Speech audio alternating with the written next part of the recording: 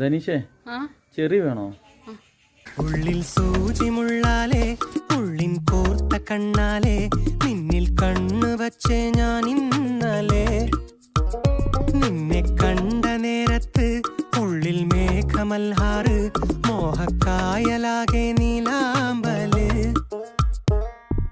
വിധുമുഖിയേ മധുമതിയേ ചിരി പകരും നേരത്ത് പകലിരവും ജനിമൃതിയും ചിരമിനിയോ ദൂരത്ത്.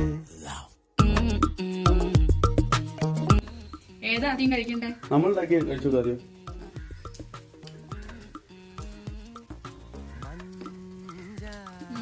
സൗണ്ട് വെക്കില്ലേ?